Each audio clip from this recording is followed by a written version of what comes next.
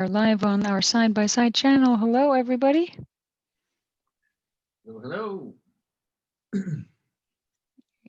Okay, so here we are, lightsaber again. So last time we talked a little bit about some of the fitness aspects of all of this stuff. Today, kind of want to talk about the same type of thing, but really looking at it from our kind of joint mobility thing and really talking about weapon handling here. So with any type of sport that involves an apparatus like a racket or a sword or or anything like that, there's a certain number of very common overuse injuries that we incur. When people first start picking up these LED sabers, the weight is, they're not very heavy. They're heavier than, say, like a fencing weapon. And for maybe some wushu weapons, if you know what the sport of wushu is, they have a very light, kind of floppy swords and stuff like that. So these are obviously very much heavier than those. But compared to even, say, poly swords and stuff like that, these are a little bit lighter. Now, that can be a good thing and can be a bad thing. They do have enough heft that you get good feedback from them, but it can be a little more subtle than, say, something heavier. If you use something heavier, you're going to be less likely to do cheats because you can't break your structural integrity when you have that much force on you. This is kind of in between there, so it kind of does let you cheat here a little bit, but we'll go into kind of what that is. Now, we're going to be talking mainly about the weapon arm. Okay. Now, when we start out, this is one of the reasons we start out with two hands. Okay, because when we start out with two hands, it's now they're kind of connected, and we're connecting our hands to our body, right? So when we do stuff like this, right, we're going here. Now, this is important because this is going to start our good habits. I'll come here a little closer so you can see this. As I go back here like this, okay, notice that my wrist does not bend over like that. Okay, so what I'm doing is I'm turning here like this, and then I'm coming up, and then again. See? Okay, so I'm not really using a whole lot of wrist. A lot of people, the myth about doing any of these maneuvers is that it's all on the wrist, because it's actually not on the wrist. We'll go into that here in a little bit. I mentioned it last time. It's in the shoulder. So anyway, so when we're moving here like this, our rear hand is kind of powering it, and our front hand is aiming. Right? So we're kind of just setting up our good habits. Now, if we let go, now the temptation will be just to start powering it here. But instead, we want to power it up here. So as I'm here like this, we can sort of feel it coming from this shoulder here and the waist. Now, when I let go, now I should try to feel it in my other shoulder. Now, again, as I'm going through here like this, my wrist does not bend back. Let me see this. Here like that. Okay. What I'm doing is I'm rotating the whole arm as this is happening. Okay. And what I mean by that is this.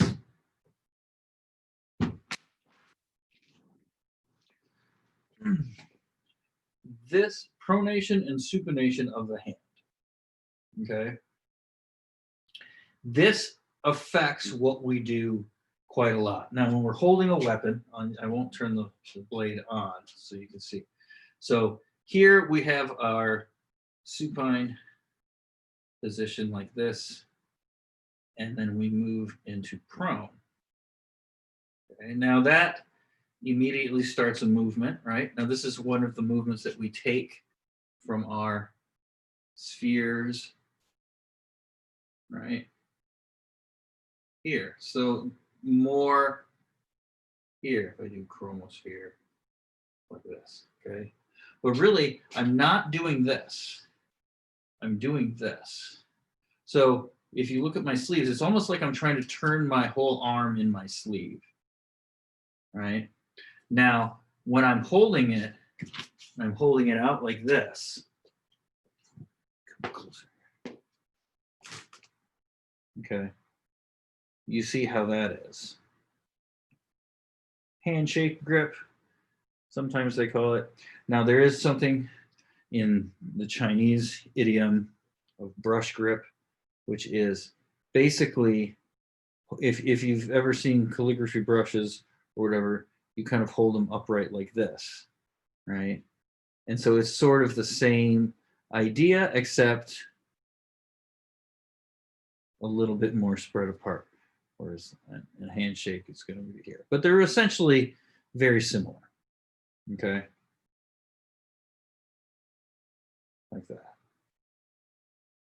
So as you see, when I go around back here like this, instead of letting my wrist bend, I rotate my arm. Say over here. So my wrist has just a little bit of a bend here, this way, inflection. Boom. Or extension, depending on which way you're looking at. The wrist is a very complicated joint. All right, okay, so anyway, now there's deviation, which is this, here like this. Lots of people make a big deal about deviation. How much should your hand deviate and all of that kind of thing. Deviation is definitely more of a accommodation to movement. So it generally happens when you are, because of something that you're doing. If you get in excess of it, like meaning you start to get pain there, more than likely you're letting it hyperextend at the end, or you're not being able to pick it up, make it kind of bounce off of there as well as you might want to.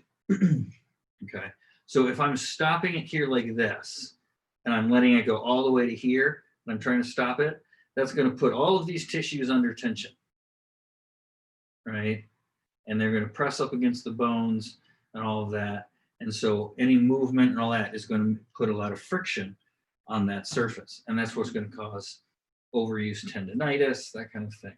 So what we want to do is we want to kind of cultivate this motion right here, right? We have a little bit of this, and then with the grip, having everything kind of fall into place.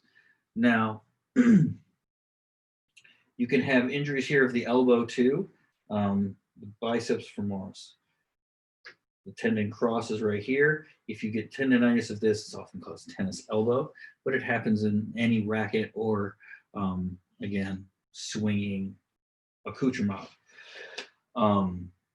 sport. So that's something to keep in mind, right? Now, I am dealing with a little bit of that from something completely different. I have a little bit of an injury right here that I'm treating. So all of this stuff can be done with an injury if you do this correctly. So I'm not going to do so much incorrectly today to demonstrate, but you can rest assured that even if you're injured a little bit in your arm, these pretty much the full range of all of these should not be any issue to perform. You don't have to bend the wrist. We can, this is not ideal, but we can use this here. These are just some forearm protectors that I use here from Absolute. They're quite nice, but what you can do is you can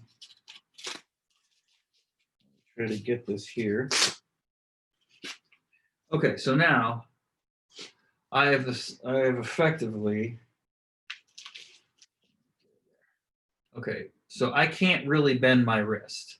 This is about as much as I can bend it there. All right, I can move it up here a little bit more, so now I have even less.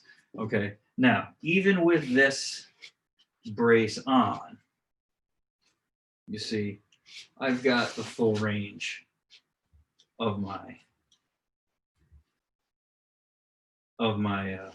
Saber in all of those spins, right? So as I'm going around here. So this is really why I say it's not in the wrist. You can totally brace the wrist so you can't move it and then still do these. Again, though, it takes the involvement of the whole arm. So your whole arm has to share the work.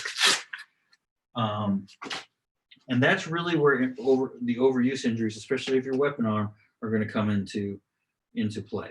Just like with a pitcher or anything, when we're using one hand a lot, it runs a lot more risk. So keeping it, all together and well coordinated is very important.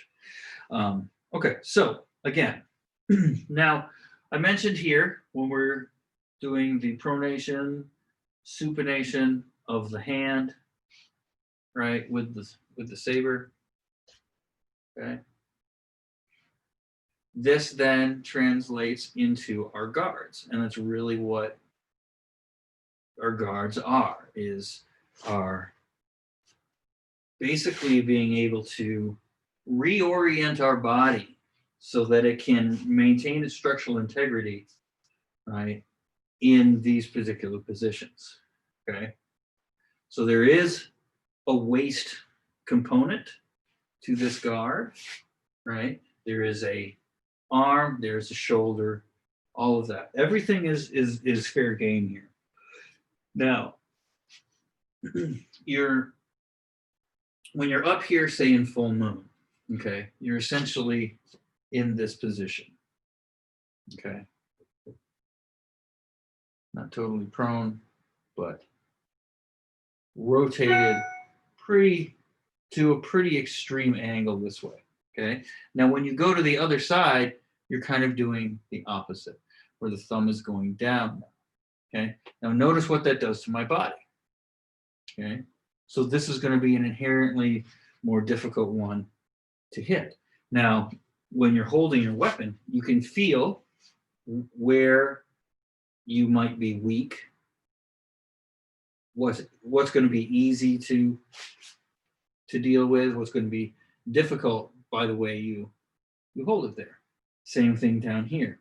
Now, again, through all of this, my wrist is going to be remaining fairly flat. Right? If you have to bend your wrist and twist it to get into some of these positions, start moving up your body. Loosen up your elbow, loosen up your shoulder. Your shoulder needs to rotate as well. Okay? If I'm standing forward, I can go about to here. To get up to here, I have to turn my waist and a little bit of my hips. Okay? Again, this is another reason why you train, very much the whole body, and every piece is connected, right? So that's very important. Now, we don't have thrusts in our competition, okay, because they're quite frankly dangerous with these particular blades. However, when you practicing thrusts and stabs like that is very, very good practice. If you do it in the air, meaning you're not actually hitting a target, a pedal, or something like that, you don't run. It's very, very low impact. Okay, so as I'm here, what you do want to do though is you want to practice coming out going into different positions with your hand and with your blade. setting up a target like a ring or a hanging pal, something like that, where you're not trying to hit it with force, you're going for accuracy. So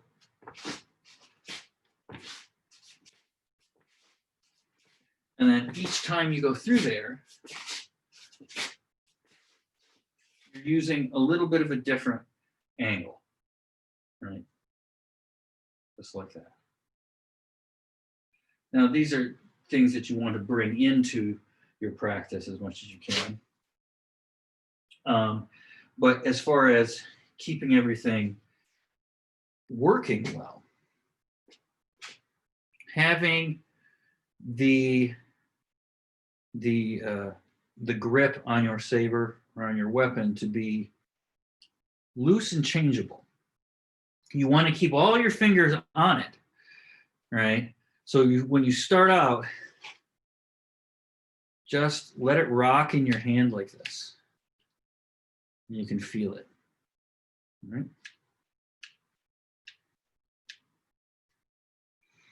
Just by opening and closing the hand, right? Now, when I open and I rotate, I can let it drop. You see? From this angle, it's like basically going into new moon. Okay. But notice that this has to precede this. Okay. People, when you are just using this as like a little warm-up or as a little movement thing, you don't really have to think about it. It's pretty intuitive and all that kind of stuff. When you're thinking about actually training this, it becomes very complicated because the things that are happening when you're doing it well are almost imperceptible, right? So this rotation of the hand, when I'm going through here like this, is key to being able to doing this correctly, right? And we talked about this before as well. Some people will talk about every time you cross the center line, you're cutting, right? That doesn't necessarily have to be the case. You can parry, right? But what has to be the case is that your blade has to cross your center line, you see? So we don't want to be just kind of like doing this stuff where it's only crossing down here, leaving us fairly open. Right. So there's that. Now, if you do this a whole lot, you may get sore in the wrist. Again, we're trying to bring this up to the shoulder. Now, this is why we train these. Okay.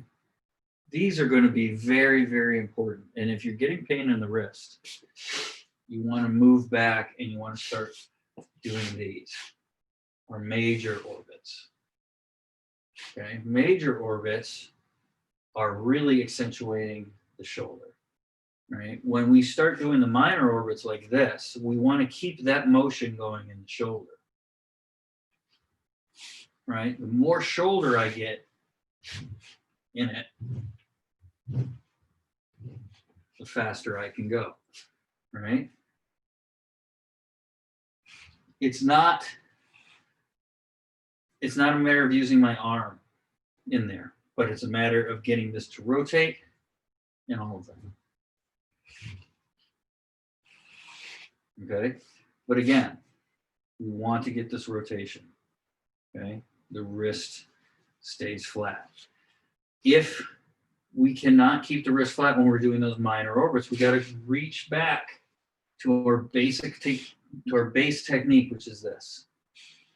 Okay, big circles at the shoulder. Okay, because our shoulder is what is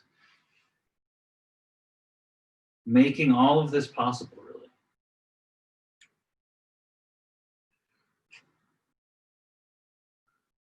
All right. So from behind.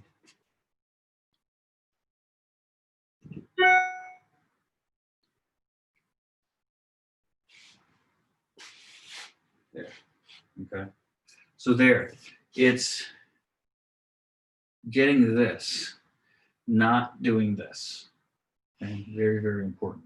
Especially as people start, just start doing this, you can really overdo this a lot, right? So now, like anything, it's not going to come all at once, right? You'll get better at it as you practice it, right? Some people see them as being fancy and all of that kind of thing. Yeah, I suppose. They're intuitive. Like, it's very difficult not to hold on to one of these things and not just do one of these, right? Now, when we do them, we're being very mindful of what's happening, right? Whereas most people are just maybe doing it willy-nilly here and there, what have you. So that kind of keeps it there. But when we are, if we are doing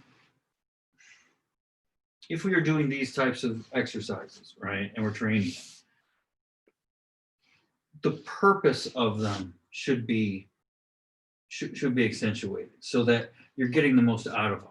If we're just thinking of them as tricks, as things that we do kind of outside of our normal training, or as something that we do like our normal training and our basics are boring, right?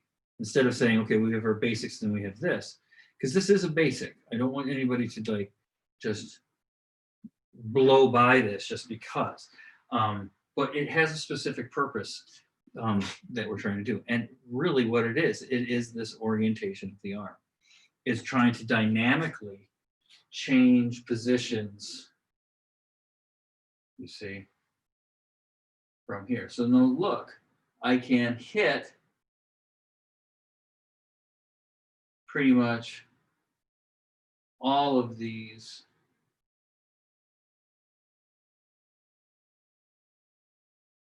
guard positions in this circle, right? Okay, so as we said, everything in our system layers up onto itself. Okay? So our guard positions happen here. So why do we even do this? Well, it helps us transition between different guards, different positions, right, to do what we want to do, right? Moving the blade from one point to the other is the only thing that we're really doing, right? We just have to find as many ways that we can do this from as many positions as we could possibly get into.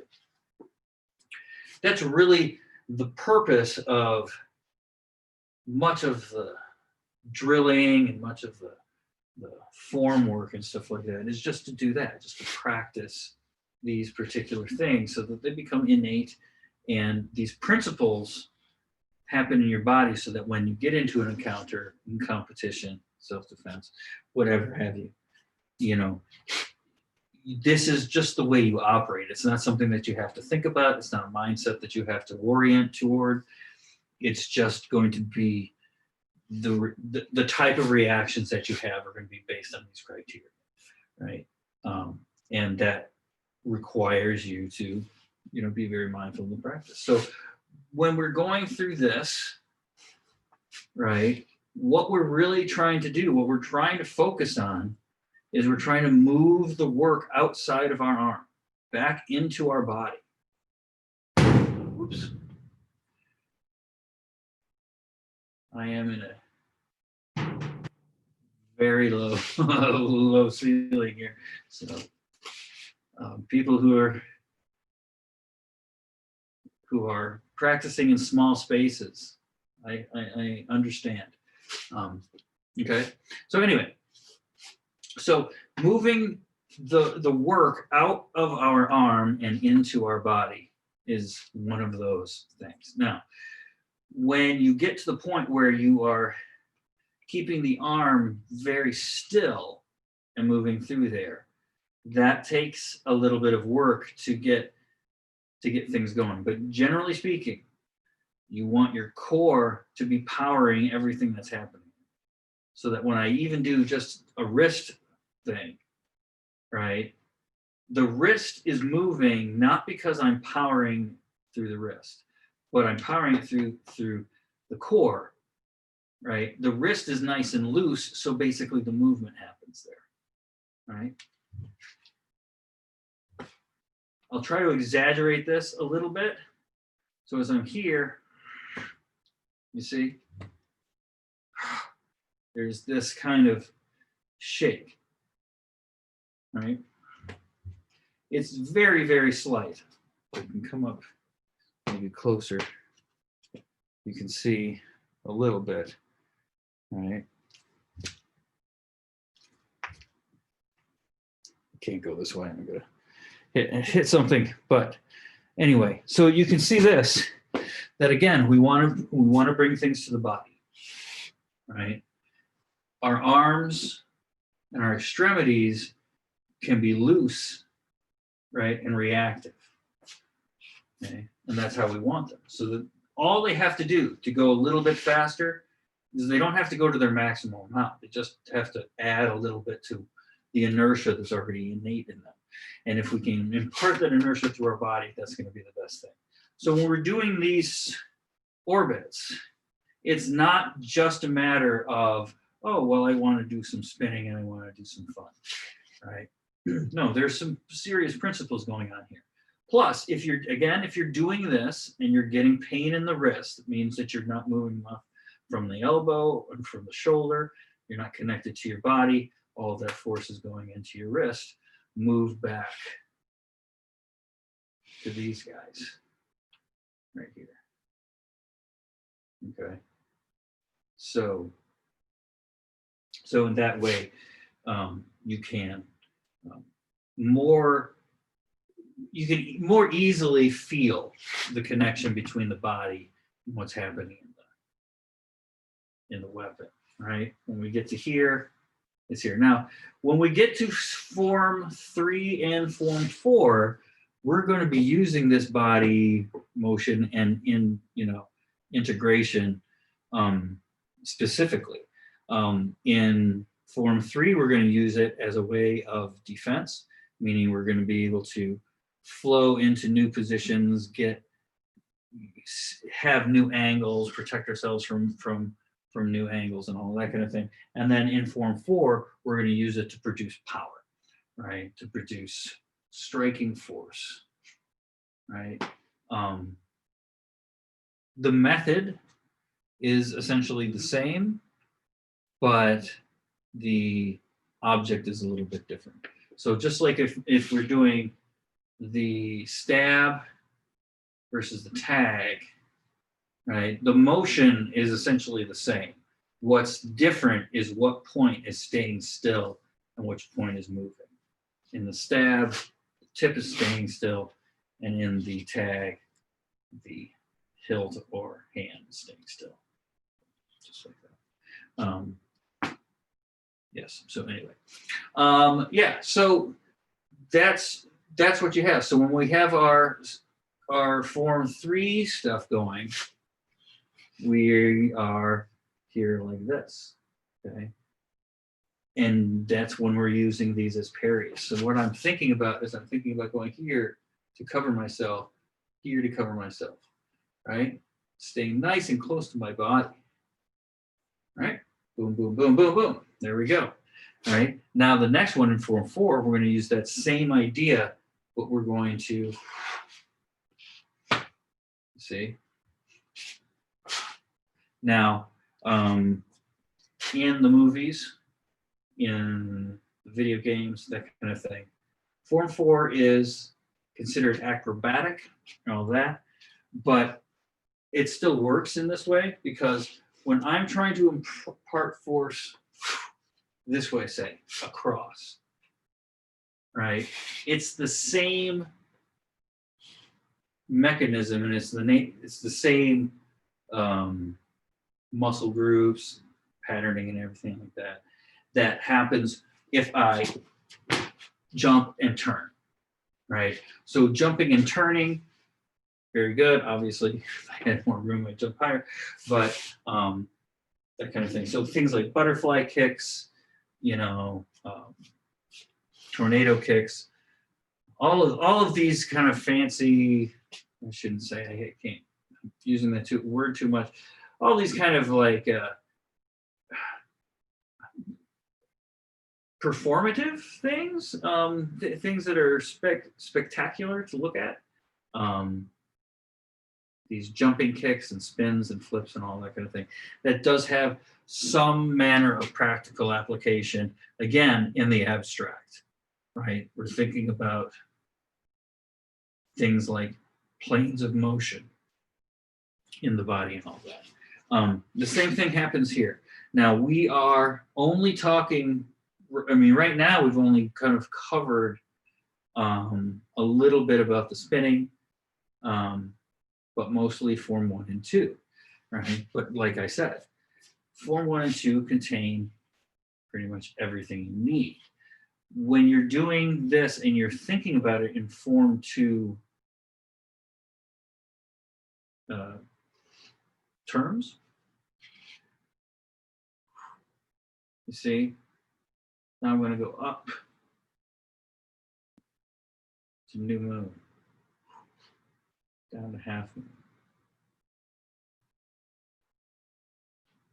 up to full moon, right?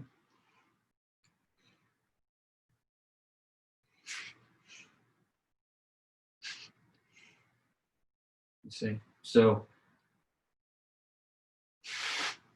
here's where we got it, right? Now, go on to our things. We will, the major orbits, the shoulder thing, there's a rotation there, all very, very important. You can kind of see that. One more principle that I want to kind of convey here when we're doing this is something we call the pump, right? And that's another way that we use our shoulder to affect this motion. So what this is there is a subtle moving back, kind of like this, like a pump, okay? So as I'm going here like this, you see, I draw back and then I push forward, right? If I just do it here, you can see, okay?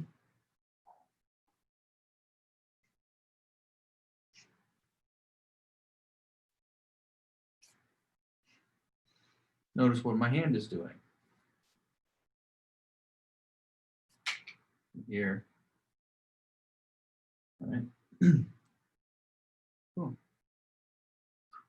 It turns over, supinates, comes forward like that. And then this pushes through, okay? Same thing over here, boom. Now that's one thing that you can do that will make this,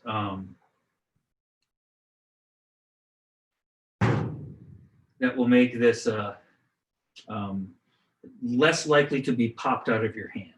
What will happen a lot of times when people just kind of do this without thinking is they open up their hand like this, right? Get a little bit more motion and all of that. Okay. The problem with that when you're doing stuff like we do when you're going to go up another person is that you end up training and patterning this open hand so that when I go back, when I just move this back, I'm essentially letting go of my saber, right? That means that when anybody hits anything, it's going to come right out of my hand, right? So I don't want that to happen. All right. So keeping the fingers on the hilt, right? Moving this through. It's all dependent on that rotation of the arm, the elbow, the shoulder, right? Try to keep it out of the wrist. If I show it to you a little bit with that there, Okay, so we have lots of movements like that in the Chinese martial arts. Okay, it's the same idea. We're using the body to move this limb, which is large, right? Very, very fast. Okay. We can't do that with the muscles that are in there. It has to be from here. It's the same thing with this. If we let our arm do more of the work, we're going to run the risk of overuse injury. Tendinitis, these types of things, right? Where the tissues are just swelling a little bit, causing that minor discomfort, right? Especially when we're doing the movement that kind of exacerbated it. So there's all that.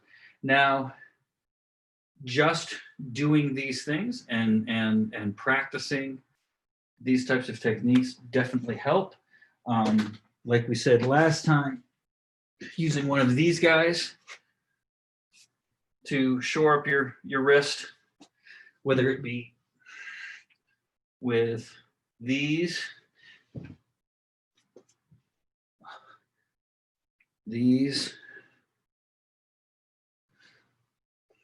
you know, any of those types of exercise are going to be very good, very beneficial for that type of thing. Now, so as you're going through this, as you're moving that saber around, because one of the things, even in the competition, even in the fighting, we have to move that weapon through space, right? We have to bring it past our center line, right? And we have to be able to bring it then forward again.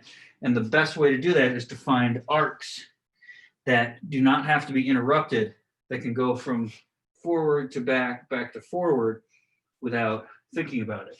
And using these orbits, Molinets, wrist flowers, whatever you want to call them, is a great way of doing that. So if I parry something here and I just do that, I am arming it and doing a valid strike. So, and I can come to the other side, right? So if I'm here and I parry to here, where it may look like I'm coming to that side, it can easily come that way to that side. Now I can't go past and then come back. So I can't do this. Boom, boom, right? But I can, if, say, my attack misses, rotate and then be able to bring my weapon back on center very, very quickly. So for recovery, for transition, this type of thing is very, very important. But if you don't do it exactly correctly, which you don't for a while, right, you may get certain little things happening in your arm that you want to do.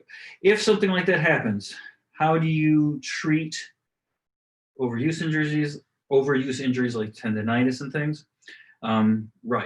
Rest, ice, compression, elevation.